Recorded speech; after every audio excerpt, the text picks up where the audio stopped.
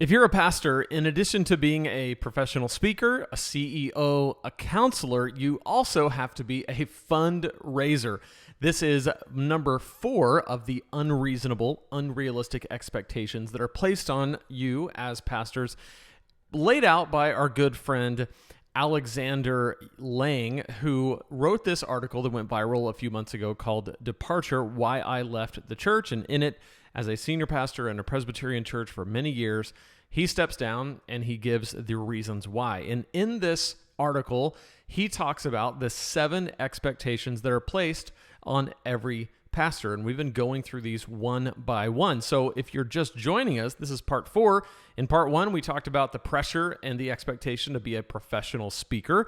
In part 2, we talked about that pressure you have to be the CEO. In part 3, we talked about the pressure you have to be a counselor. And actually, if you don't watch any other ones of this series except for that one, I think it's perhaps the most important one in terms of managing the relational expectation you have as a pastor, particularly around your availability as a pastor. If you have ever struggled with the expectation that people in your church feel like you should be at their beck and call and subject to their whims, you need to listen to last week's episode 108, because in it, I give a framework for how to break out of that expectation that you, as the pastor or one of the pastors at your church, are the end-all, be-all of someone's spiritual well-being, that you have to be there living life with them, counseling them, whether formally or informally, through every part of their life. That expectation, times however many people are in your church, can be unbelievably crippling, and it can cause lots of people to burn out. So if you don't listen to any other ones, listen to that one. Today we're going to talk about fundraising. When it comes to fundraising, it is an inevitable fact of church leadership. Your church needs funds in order to do what you do. And a lot of churches struggle with income for a lot of different reasons. Some churches just have a culture where everybody thinks that everyone else is going to foot the bill.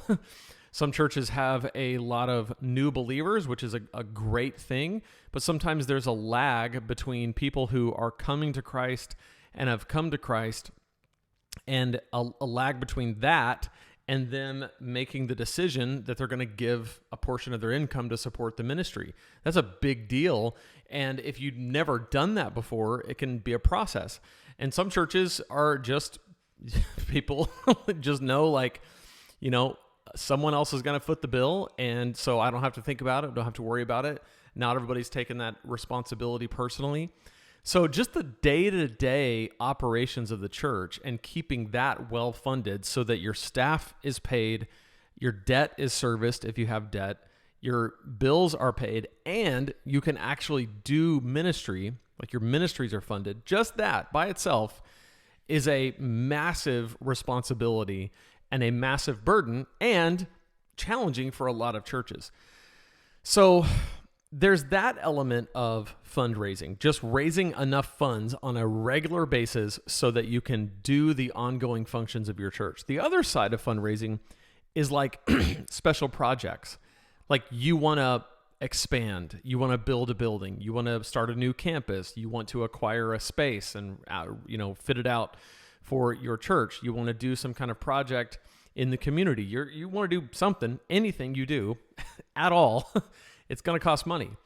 So those kind of special projects and expansion and growth fall a lot on the lead pastor. Because in week 2, when we talked about the CEO function, one of the things I talked about there was the idea that as the leader of the church, as the lead pastor, and even if you have a structure where you have a plurality of leadership, which is a great idea, it's very wise, where you have an elder body or a church council or a session, and that leadership responsibility is shared. Or even if you have a model where maybe you have the elder board, but then also there's like multiple lead pastors. There's like lead pastor of teaching, lead pastor of ministries, lead pastor of, operations. Some churches take that approach. It really doesn't matter. If you're the one who speaks most, you're the leader. This is the way it is. You are perceived as the leader. When people think about the church, they think about you. And unless the burden of preaching, I'd say burden, I don't mean that to sound bad. I mean, just if the responsibility, the task of preaching, unless that is completely 100% equally dispersed, if you speak the most, you are the leader. So with that, what we talked about with CEO is that your role as the leader of the church doesn't mean that you need to be executing the work of the church or executing the vision of the church. The vision itself, like the essence of the vision and the communication and championing of that vision, is what comes from you, right? That's what emanates from you. Because otherwise, who else is going to do it? That's what we talked about in week 2. When it comes to fundraising, you really can't separate that communication of the vision and the championing of the vision. You can't separate that from the lead pastor. So if you're the lead pastor and you want your church to be a giving church, you want your church to be able to fund the ministries that you have or fund the special projects that you plan to take on, you have to personally understand exactly what the vision is, exactly how to communicate it, and you have to do that confidently and boldly and in a way that fits you. All that stuff has to be there. But I'm going to walk you through some ways to do that. But from the very start, I just want to say this is one of those areas where your communication is key, which is why here at Preaching Donkey, I help you communicate. That's one of the things that we do. In fact, it's the main thing we do here at Preaching Donkey. So if you haven't yet grabbed the 21-day guide, go to preachingdonkey.com/21days, pick up your free 21-day guide to creating killer sermons. In that, you'll find a 3-week, 3-step process that will walk you through how to create and deliver a compelling message. And one of the things that you'll understand how to do is if you can craft a message that is compelling, you can craft a talk about fundraising or a project that you're trying to do that is compelling. It's all the same process. It's all the same thing. And so grab that, preachingdonkey.com/21days. You'll be glad that you did. All right, so I've been running each of these through a 3-part filter or framework to understand how to position this responsibility against how involved you personally want to be. So we look at it like this. Is this something that I need to embrace personally? Is this something that I need to delegate to someone else on my staff? Or is this something that I need to outsource to another organization? And like many of these, this fundraising piece has pieces of all 3. Okay, so let's start with embracing. What does it look like? And I'm mainly talking to you if you are the lead pastor or if you are the person who preaches the most. What does it look like for you to embrace personally the responsibility of fundraising? And I'm going to lump in, by the way, kind of general giving to make the budget happen week to week, month to month. And I'm going to lump that in with special projects like you want to build a building, okay? So in any case, what do you need to embrace personally? Well, first of all, I think you have to personally believe in the vision and believe in what your church is doing. This is like fundamental stuff. If you don't believe it yourself, it's going to be really hard to communicate it. Believe me, I've been in situations where I had to communicate like, hey, we're doing this thing and it's going to be great. It's going to be so much awesome. And I'm thinking, it's not. Like we always say that, but it's not. Like this, sometimes it's awesome, but this isn't. People can feel that, they can sense that. And when it comes to money, you're asking people to part with their source of livelihood. You have to really, really believe in it at a guttural level, because otherwise, one, I think it's unethical to ask people to fund something that you don't even think is worthy. And two, it's just not believable. So I think at the first level, you have to sit back and think, okay, is this project that we're doing, that we've agreed to do, the leadership, me, whatever, we got together and we decided this is something we want to do. Is this like, do I believe in this? And if you don't, then take a step back, rework it, get rid of it, do whatever. But like, let's just say that you've gotten to the point where you're like, yes, I believe in the ministries of this church. I believe in this particular project we're doing. I believe in the way we've structured our money such that it's managed well, all that. If you believe all that and you have no qualms with personally funding it yourself, like you're giving, you believe in it and you're giving yourself, you and your family, you're giving. If all that is there, then what does it look like to embrace it? Well, I think a big part of it is you have to tie giving to the end result of the vision. So it's not enough just to communicate the vision powerfully and to communicate the why of the vision. All that, you have to do that. But when it comes to giving, you have to make it very clear to people how their generosity, particularly like them, like when they give, that money they give, the result of that money is this thing, right? And I think this is one of the reasons why the vision has to be believable and compelling, because it has to have an end result that matters to people. So if you want to build, like, let's say you want to build your kids' space, right? You want to build a new building to accommodate all the kids that are coming, and it's going to cost $10 million to build this kids building, for example. Well, if you just said, hey, we're running out of space, we need a building, this is really going to free up some, right now the kids are clogging up the hallways on Sunday, and this will make it better. And it'll be easier because you'll be able to drop them off and pick them up in a better place.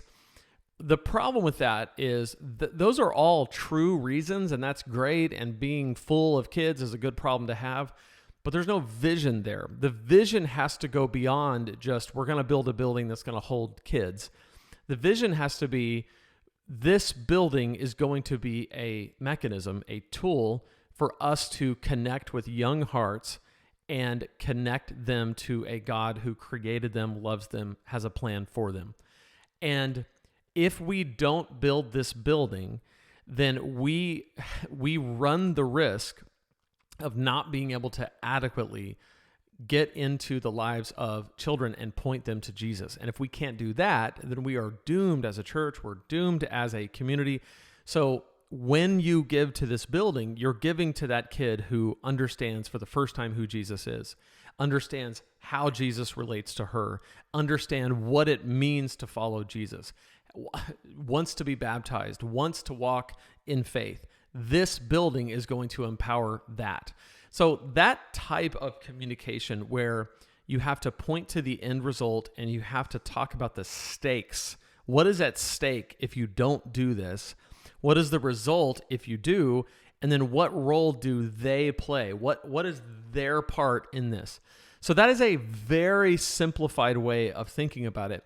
But if you believe in the vision itself and you personally contribute to it and you go beyond just the why of the vision, but you go to the results directly of the money that's given, then you can make things happen. Now, on a week-to-week basis, another way to communicate this, and by the way, you don't have to be the only one who talks about this.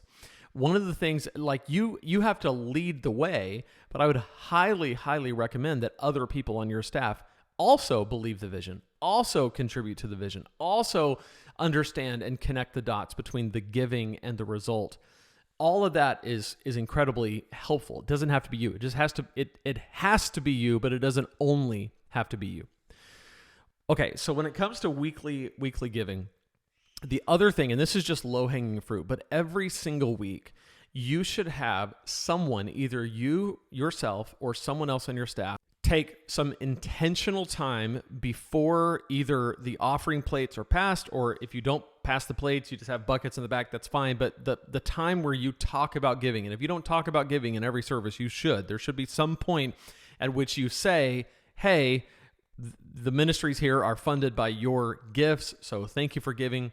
Here's how you give. Make it very easy. Make it automatable. Do all the things that make it very easy for people to give. And then focus on one of three things every single Sunday: a stat, a story, or a scripture. And you can rotate these through, okay?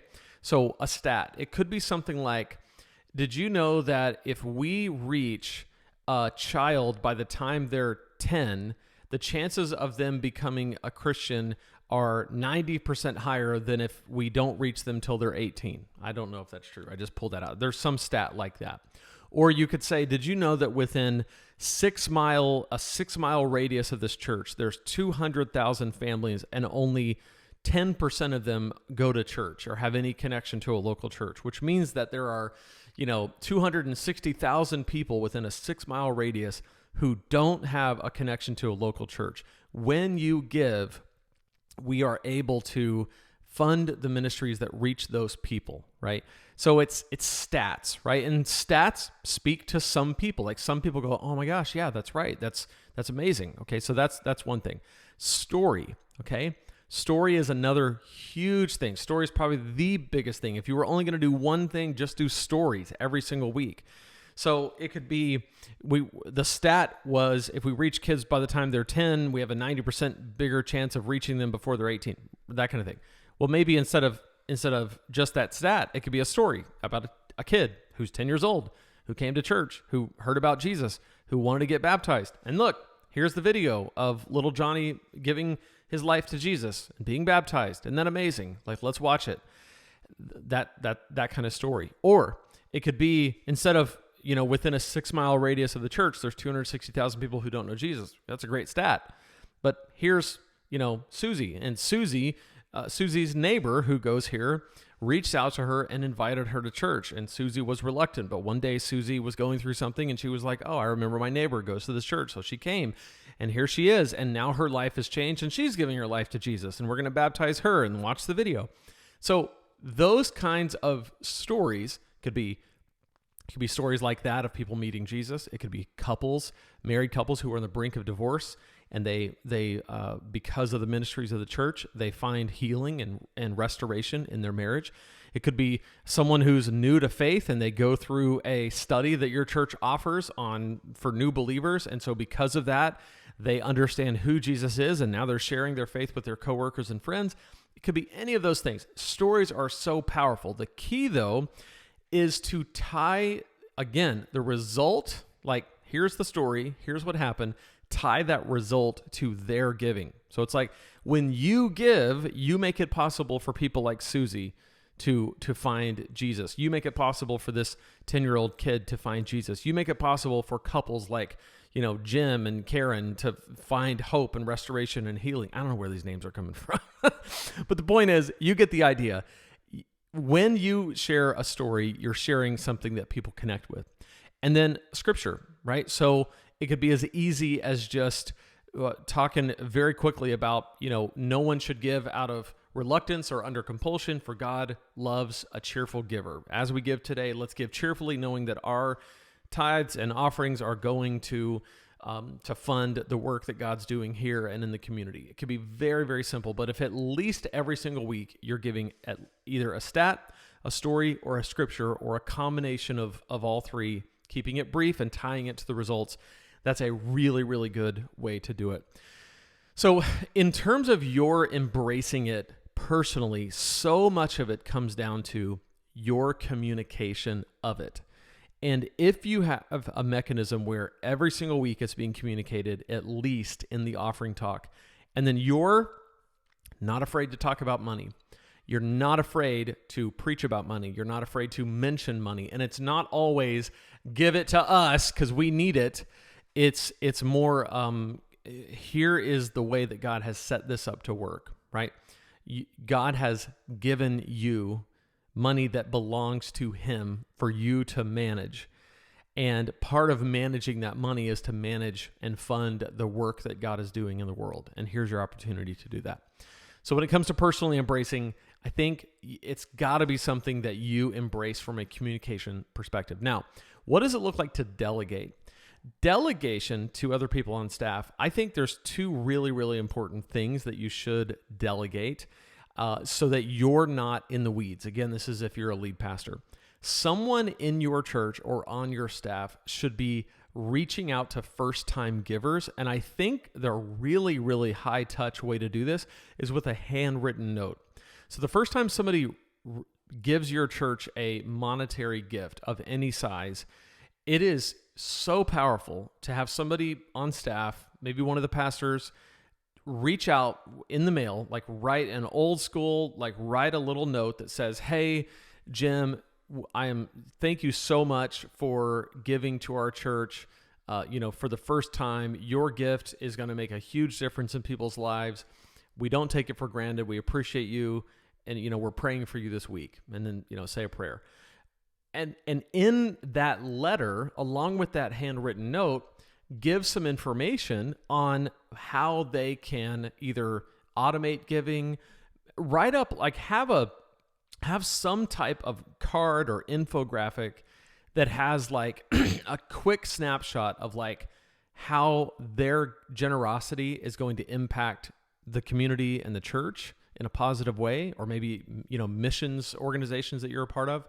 And then a quick snapshot of like how they can automate their giving. And by the way, this can be done as a email chain as well, like as an email funnel would be the marketing term for it. But it can be done as a sequence of emails. That's totally fine. But I think it's helpful to do both, right? They get the handwritten note in the mail. That's very high touch. Little card insert in there with like a quick snapshot of where their money is going or how it's being used or whatever. It doesn't have to be your budget. It can just be like high level, like these are the things that we do in the community. So it's like, hey, you're giving to something good, and a quick note on how they can automate it or at least give online. And then a handwritten note. Then your emails you can have a nurture sequence of emails where it goes out to them, same kind of thing. We appreciate you. We're very thankful. Here's where your money's going. Here's a link if you want to automate your giving. Make it very, very low key, low pressure. But the more you can automate, the more you can encourage people to automate, the more you can rely on the income. And I think a lot of churches are so reluctant to ask or even provide an opportunity for people to automate. And I like the way the people at the Rocket Company put it, or maybe I can't remember who this was, but somebody somewhere said, automate the important. And I think there's something to that where it's like my mortgage is automated because it's important to me. All my bills are automated because it's important to me. My credit card gets paid off in full every single month on the due date, the entire balance, because it's important to me. I automate the important. Well, when it comes to my church, I automate that because it's important to me. Now, in my case, I don't because I'm an entrepreneur, so my income is all over the place. But when I was working like a W-2 job, like when I was a pastor, and I knew exactly what I was going to make every single month, it was automated. So encourage people to automate don't be shy about it, but don't be pushy about it, if that makes sense. Okay, so the other thing that the person on staff who is delegated this task of fundraising, somebody needs to have their eyes on the numbers on a weekly basis. You need to look for trends. You need to try to figure out when are we low, when are we high, how many giving units do we actually have? What that means is how many like individuals or families in our church households are giving, and how does that compare to the rest of our church? And all this information needs to be provided to you in a way that you can digest on a regular basis so that when you communicate about giving, you actually know, here are the high level stats. Here's where we need to work. Here's the things that we have. Here's the things that we need. The other part of it too, and this is an embracing and a delegating, but one of the best ways to raise funds or to stay flush with cash as a church is do not overextend yourself. Only do the things that you can afford to do. And don't expand or build for growth. Expand or build because of the growth that you've already experienced. What you don't want to do is be a small church with a massive building and a mountain of debt you can't service. That is a very, very common place to be, and it stinks to high heaven. I've been in churches like that. Big, huge building, tons and tons and tons of debt, small amount of people because we built it and they didn't come. That is not where you want to be. You want to be very, very responsible. That is something you have to embrace, and it's something that the church has to also embrace. And then it becomes easier because your pitches for projects and fundraising are not, we need, we're drowning, we're about to die, we're up against the wall. It's none of that. You don't have that. You're not giving that energy of desperation because the church is fine. You're saying, we have this amazing opportunity and you get to be a part of it if you want to be and if you want to share in the blessings. If you don't, cool. Well, maybe not cool, but you get the idea. You decide, it's your choice, but we don't need it. We're not dying without it. We just want this for you. We want you to be able to participate in what God is doing, which is cool. That's a way better place to be than we're desperate and we're scared and please give. I've been in both situations as a church leader, and I much prefer when things are good and you haven't overextended yourself. So embrace it from a communication perspective and from owning it and loving it, believing in it, the whole thing. Delegate it to someone on staff who can really keep track of it and have a good first-time giver follow-up sequence. And then third, how do we outsource? Well, sometimes you may decide that you need help raising funds, and so you might want to consider at times hiring a firm that will help you, a consulting firm that will help you raise money. Now, I will say the fees on these types of things are very, very high, 8 to 10% usually. So if you're going to raise, let's say $10 million, you're paying $80,000 to $100,000 for them to help you do that. That is a lot of money. And in some cases, you may not need it. In some cases, it might just be as simple as, we want to build this building. We need X amount of dollars. We need it over X amount of time. Let's do it. Where firms come in handy is firms typically know what it takes to get a bank to lend you the money. So banks want to see pledges, typically. Banks want to see long-term pledges, which typically in church world means about 3 years. So what they want to see is okay, you've got 400 families that have pledged that over the next 3 years, they're going to give a total of $6 million. So we will lend you that $6 million because you have these promises. Basically, it's as good as you can get with churches.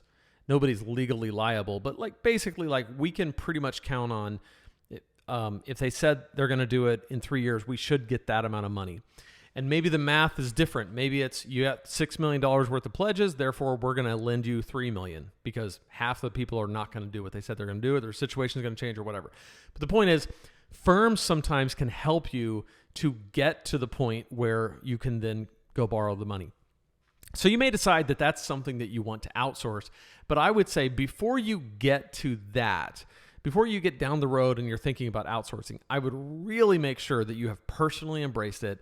You have delegated the appreciation of your givers and the tracking of your numbers so that you can see where the trends are, and you are eliminating waste and you're maximizing the gifts that are coming in.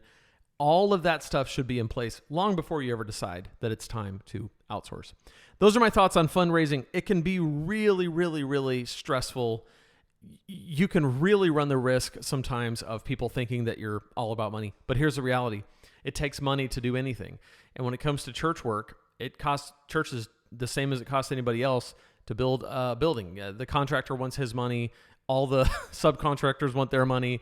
All that kind of stuff. The one massive benefit you have as a church, at least right now in the U.S., you're not paying property taxes. So that's a huge, huge deal. You're also not paying taxes on your income. So that is a massive benefit that we have. I know it's controversial in a lot of circles, but it is the state of things right now. But other than that, you're paying the same as everyone else in terms of what you're paying for the buildings, what you're paying for the construction. It doesn't cost you any less. And it doesn't cost you, you have to pay staff, and they have to have benefits, and you have to pay them competitively to keep them. And you got to fund ministries, and there's just, everything costs money. So don't be shy about it, but make sure that that goes back to why you have to believe in it at such a core level that you're not shy about it and you're willing to have people misunderstand you. Hope that helps. Come back next week as we're going to talk about the human resources director. On top of everything else, you got to be HR. That sounds like a lot of fun. So come back next week for that. I will see you then. Until then, remember, if God can speak through a donkey, he can speak through you and he can speak through me. We'll see you next time here at the Preaching Donkey Podcast.